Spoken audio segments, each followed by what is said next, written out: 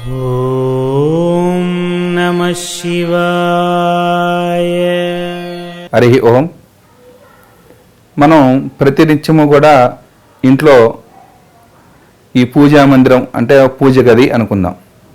ఈ పూజ గది యొక్క తలుపులు తెరిచి ఉంచాలా, మూసేయాలా, అసలు ఎప్పుడు తెరిచి ఉంచాలి, ఎప్పుడు మూసేయాలి? ఇక్కడ మనకి శాస్త్రంలో దేవాలయం ఉంది. దేవాలయం తీసుకుందాం. ఈ దేవాలయం తీసుకున్నప్పుడు ఈ దేవాలయంలో జరిగేటువంటి నిత్య కైంకర్యాలన్నీ కూడా పూర్తి అయిన తర్వాత మనం ఆ దేవాలయంలోకి మళ్ళా బయట తిరిగేటువంటి ఆ చుట్టుపక్కల ఉండేటువంటి సునకాలు కానీ కుక్కలు అవన్నీ కూడా లోపలికి జ్వరపడకుండా మనం రక్షణ కోసం అని చెప్పి తలుపులు వేస్తాం.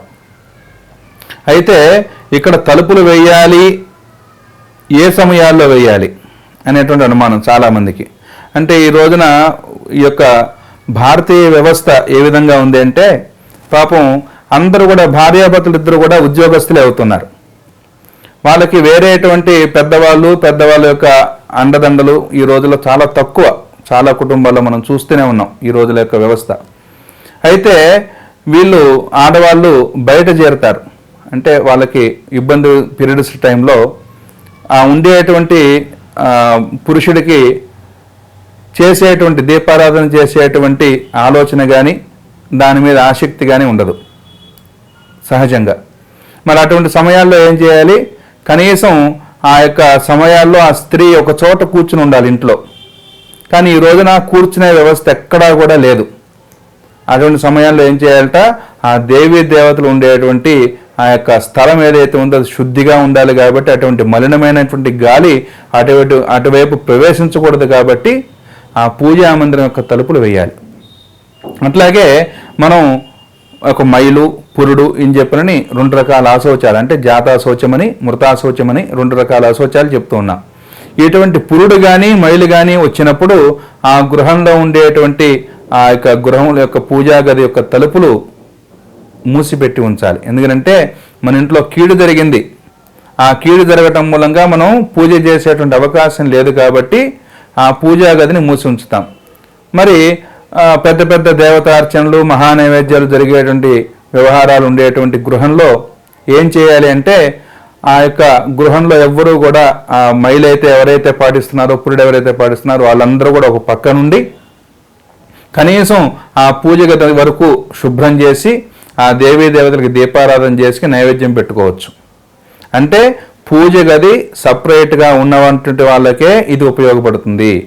అది గమనించండి.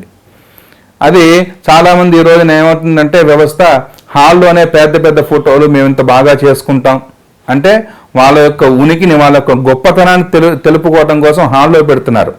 ఈ హాల్లో కూడా దీపారాధనలు లేకపోతే హాల్లో ఈ పూజా మందిరాలు ఉండటం కూడా వాస్తురీత్యా కానీ శాస్త్రరీత్యా కానీ ధర్మం కాదు.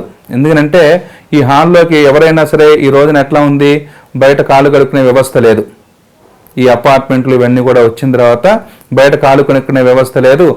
ఎక్కడెక్కడో తిరిగి మలినమైనటువంటి గాలితోనూ మలినటువంటి ఆ పాదాలతోనూ లోపలికి రావటం. మరి ఇటువంటి సమయాల్లో హాల్లో పూజా మందిరం ఉందనుకోండి, అదంతా కూడా దోషమే కదా.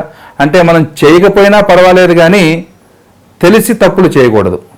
కాబట్టి ఎవరైతే ఈ యొక్క పూజ అయినదో, నైవేద్యం అయిపోయింది, ఈ పూట పూజ పూర్తయింది, ఈ పూట పూజ పూర్తయిన తర్వాత ఈ సాయంత్రం వరకు తలుపు వేయాలా వేయక్కర్లేదా ఇవన్నీ కాదండి. మనం తలుపు వేస్తే దేవుడు చూడకుండా ఉంటాడా మనం చేసే తప్పు? చాలామంది అడుగుతారు, ఏమండి నేను ఇవాళ నాన్ వెజ్ వండుకోవాలి, మరి పూజ గది తెరిచి ఉంచొచ్చా, తెరిచి ఉంచకూడదా? అసలు ఆ యొక్క మాంసాహారం తినమని ఎవరైనా చెప్పారండి? శాస్త్రాల్లో ఉందా మాంసాహారం భుజించాలి అని చెప్పారని? మరి ఆ యొక్క అలవాటు పూర్వీకులుగా మనకి పూర్వం నుంచి వస్తుంది కాబట్టి దాన్ని విడిచిపెట్టాం మనం. కానీ దానికి దేవునికి సంబంధం లేదు. దేవునికి సంబంధం పెట్టకూడదు ఎప్పుడు కూడా. ఎందుకంటే మనం పూజ అయింది, పూజ అవ్వగానే దేవుడి గది మూసివేయండి, మీ పని మీరు చేసుకోండి. అంటే ప్రధానం ఇక్కడ దేవీ దేవతలకు ప్రాధాన్యతనిచ్చి అక్కడ చేసేటువంటి పని ఏదైతే ఉందో ఆ పని పూర్తయిన తర్వాత మనం కట్టెనో తలుపో వేసుకుని మన పని మన జీవనాన్ని మనం గడుపుకోవచ్చు. చాలామంది పెద్దలు చెప్తూ ఉన్నారు, పూజా మందిరమే కాదు మన యొక్క బెడ్రూమ్లో కూడా దేవతా చిత్రాలను పెట్టుకోవచ్చు.